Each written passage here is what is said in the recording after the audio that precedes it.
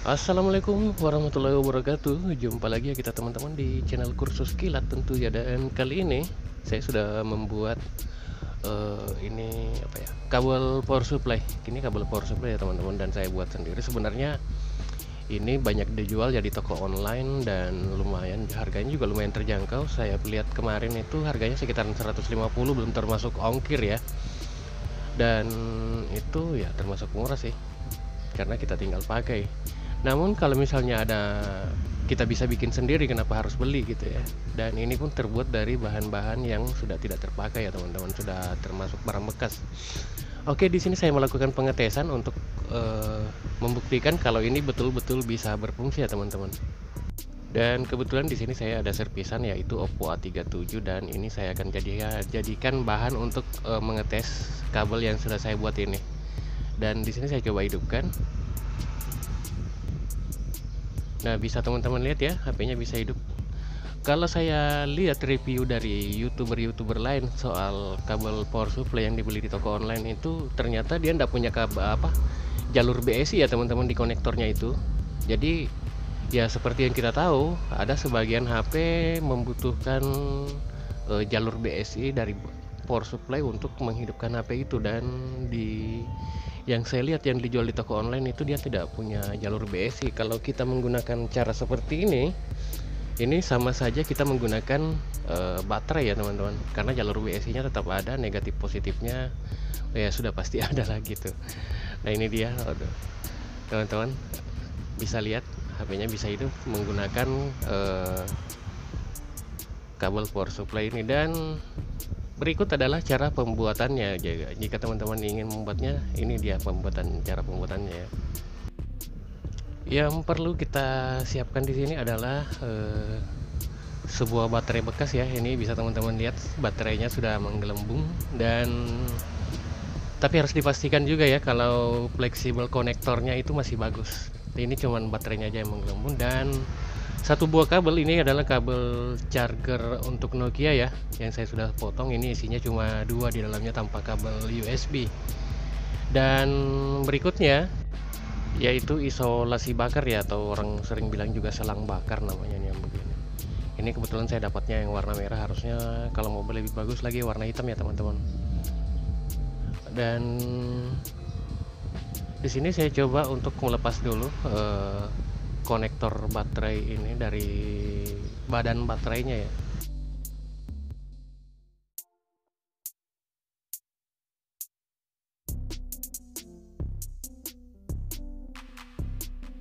Dan ini dia konektor baterainya sudah fleksibel, baterainya sudah terlepas. Dan kita harus tahu ya di sini positif negatifnya yang mana aja, karena biasanya ada juga baterai yang tidak pakai petunjuk ya teman-teman. Kebetulan ini ada petunjuk plus dan minusnya ya, bisa di sini mungkin nggak terlalu kelihatan ya. Oke, lanjut kita ke penyolderan untuk kabelnya.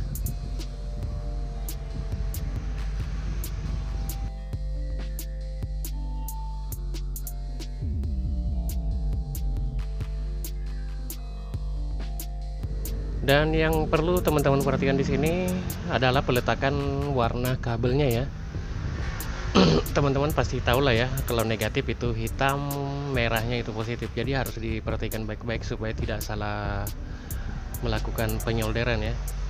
Saya coba sedikit tambahkan timah dulu untuk mempermudah saya untuk menyolder kabel ini. Oke, sekarang saya kasih plug dulu agar timahnya bisa cepat melengket ya di kabel ini.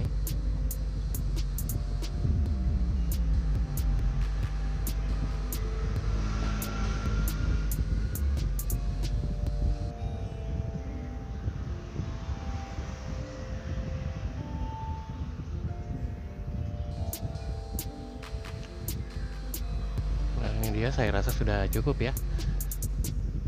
Dan jika sudah seperti ini, saatnya kita membungkus kabel ini menggunakan isolasi bakar tadi ya teman-teman. Saya masukkan dari ujung sini aja.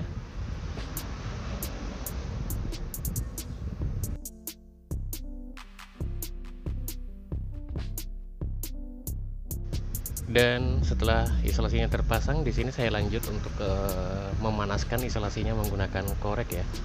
Nah, ini dia gunanya isolasi bakar ya teman-teman. Ini kalau menggunakan isolasi seperti ini otomatis lebih aman ya, dan kabel juga tidak bergerak kemana-mana, dan tidak gampang putus solderannya. Oke, sudah selesai. Dan kebetulan di sini saya juga sudah membuat sebelumnya itu, yaitu 3 buah kabel kabel power supply ya, dan akan saya gabungkan ini ada 4 buah ya. Di sini terdiri dari Vivo, Oppo, dan Xiaomi. Kemudian Vivo, Oppo-nya kalau tidak salah ada 2 di sini. Ini untuk sementara aja sih, karena sebagai contoh juga, dan nanti kalau saya ada baterai bekas lagi bakal saya buat lagi untuk tipe lain ya teman-teman. Ini saya mau gabungkan dulu.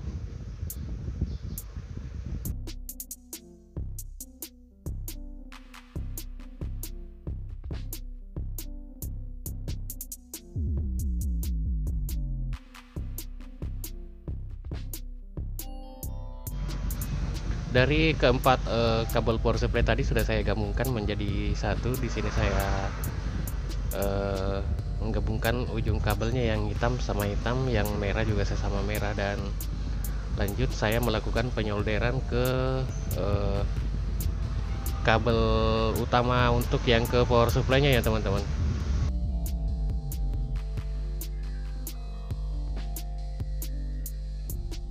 Oke, ini dia kabel power supply utamanya yang akan saya sambungkan ke kabel power supply yang saya sudah buat tadi. Ya, di sini kita harus perhatikan lebih baik lagi ya, karena ini karena positif yang merah ini positif ya teman-teman, jadi kita harus sambungkan juga ke warna merah dari kabel kabel power supply tadi maksud saya. Oke, sebelum kita melakukan penyambungan, di sini saya masukkan dulu ke selang bakarnya ya, atau lem bakar isolasi bakarnya ke kabel power supply utama, karena kalau sudah disolder di sini itu tidak bisa masuk lagi teman-teman. Jadi kita ya harus ingat itu harus dimasukkan dulu. Fungsinya isolasi bakar di sini agar menghindari terjadinya bersentuhan antara kabel positif sama negatif ya teman-teman, dan supaya bisa lebih aman lagi.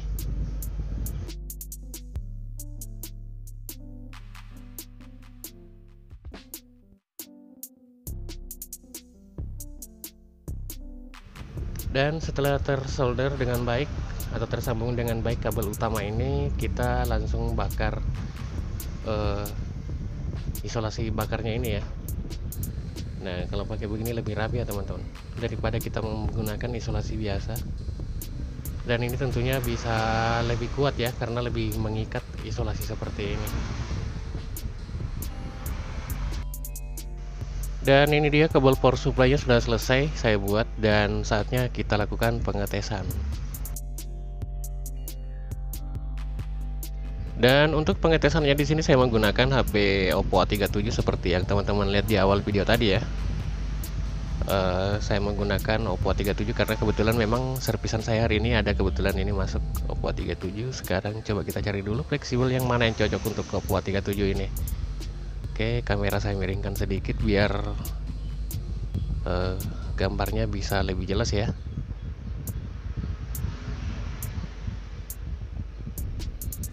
Oke, kita pasang fleksibelnya, konektor baterainya. Kemudian kita coba hidupkan dengan menjumper on off-nya ya. Oke, di sini bisa teman-teman lihat HP-nya sudah bisa dihidupkan menggunakan kabel power supply tadi. Namun di sini kelihatannya nggak mati ya teman-teman.